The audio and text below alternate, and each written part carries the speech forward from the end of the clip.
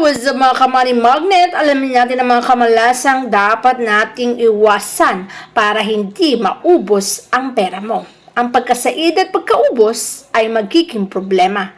Kaya ngayon pa lang ay iwasan mo na. Umpisahan natin sa ating mga front door. Ang kulay ng pinto ay kailangang naaangkop sa kabuang kulay ng labas ng bahay upang ang kamalasan ay maiwasan. Ang doorknob o seradula ay kailangang gumagana ng maayos. Anumang bagay na sira ay hindi na dapat pinapanatili sa ating mga bahay dahil mag-a-attract lang yan ng negatibong enerhiya. Dapat itong napubuksan at nasasara ng mabilis na paraan. Ito ay kasing kahulugan ng malayang pagdating ng oportunidad sa iyong buhay. Kapag malaya mong nabubuksan ang doorknob, malaya din pumapasok ang positibong enerhiya. At kapag malayang nakakadalo yung positibong enerhiya, malaya itong nakapagbibigay ng maraming oportunidad sa buhay mo. Kaya mas mainam na bigyang pansin ang doorknob sa bahay mo. Para sa ganon, ang oportunidad ay pumasok sa buhay mo.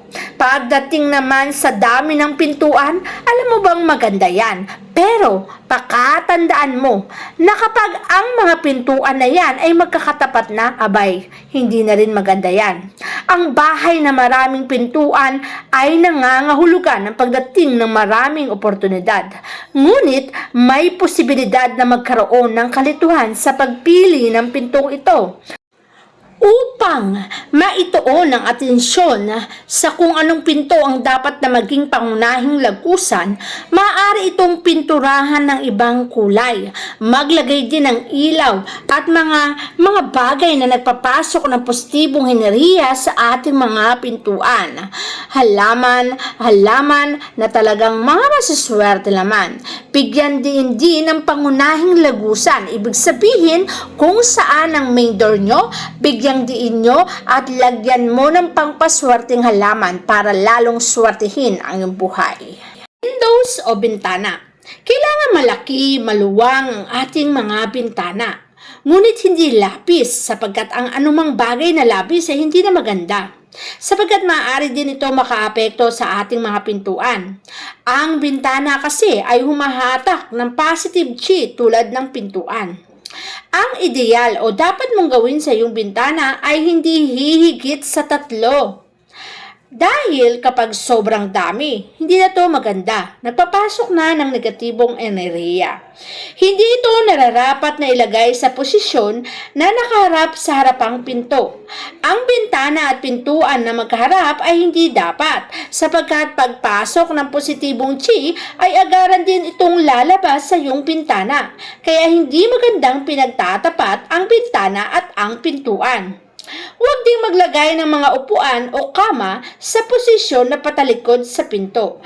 Magdudulot ito sa taong uupo o hihiga sa negatibong epekto ng dala ng negatibong chi na tinatawag nating cha. Tandaan, ang mga bintana ay mahalaga sa buhay natin. Kapag pumasok ang positive chi, mas mainam na iikot ito sa loob ng kabahayan. Magagawa lamang ito kung walang anumang bagay na nakaharap dito.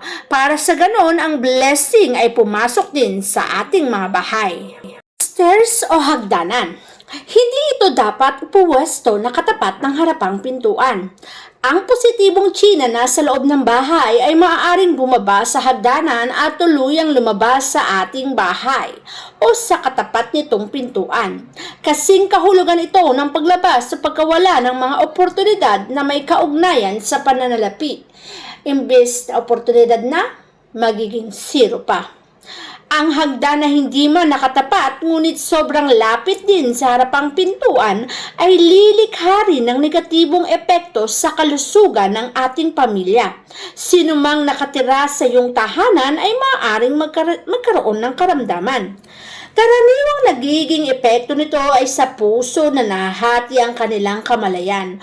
Upang kontrahin ang negatibong chi na hatid ng ganitong posisyon ng hagdanan, maaaring maglagay ng halaman at mga dekorasyon na malapit sa hagdan upang mawala rito ang focus at atensyon. Maglagay ng dekorasyong basket sa ibabang baitang ng hagdanan upang masalo nito ang pababang chi at pigilan ito sa tuluyang paglabas sa ating mga pintuan. Maaari ding magsabit ng crystal ball at wine chim sa gawing hagdan na makakatulong sa malayang pag-ikot ng chi sa halip na ito ay lumabas ng pintuan. Ang bukana ng pagbubukas patungo sa hagdan pababa ay higit na indikasyon ng worst feng shui. Ang ganitong posisyon ay lumilikha ng pakiramdam ng insekuridad, panganib, pagkahulog at pagkatakot. Bilang solusyon sa ganitong posisyon ng hagdanan ay mas manatili nating nakapito o kaya naman ay nakapinid ang pinto patungo sa hagdang pababa o magdagdag ng isa pang pinto para naman sa ganun, maaari nitong kontrahin ang atensyon ng hagdanan at maaari ding makontra ang kamalasan. Sa ganung paraan, ang kamalasan na sana ay mangyayari sa iyong buhay ay iyon ang maiiwasan. Furniture. Ang walang kasangkapan o mueble sa loob ng bahay ay nakakaapekto sa nakatira rito. Ang kawalan ng komportableng mesa at silyang kainan ay magiging sanhi ng kawalan ng gana sa pagkain. Ang kalusugan ang tiyak na maaapektuhan. Ang kawalan ng lugar sa loob o labas ng bahay kung saan maaring maupo at magtipon-tipon ng miyembro ng pamilya ay magbubunga ng suliranin sa komunikasyon. Dahil dito, ang ugnayan ng pamilya ay magiging limitado na posibleng maging sanhi ng paglayo ng loob nila sa isa't isa sa halip na sila ay nagbubuklod-buklod. Ang silid ng isang may sakit ay hindi kailangan na magkaroon ng dekorasyon na nagpapahiwatig ng kalungkutan. Ito'y magdudulot ng panghihina ng may nararamdaman. Importanteng iayos ang mga kasangkapan sa balansing posisyon upang maging madali ang pagtaloy ng positibong chi. Maglaan lamang ng espasyo bawat sa kasangkapan. Sa ganitong paraan ay magiging maganda ang pag-ikot ng chi kung mababawasan mo ang mga gamit at hindi okupahan ang buong bahay. Ang kama sa silid tulugan ay kailangan ding may sapat na espasyo para sa pag-ikot ng chi. Ang mga ilalim nito ay dapat mong inaayos at nililinis para hindi ipunan ng negatibong enerhiya. Ang mga kama ay kailangang iharap sa tamang direksyon. Dapat itong iharap sa positibong lokasyon.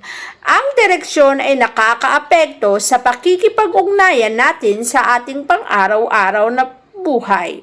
Ang sukat naman ng mesa sa silid kainan ay kailangang proportion sa laki ng silid kainan. Naiayon ang mga kasangkapan para sa maayos na buhay.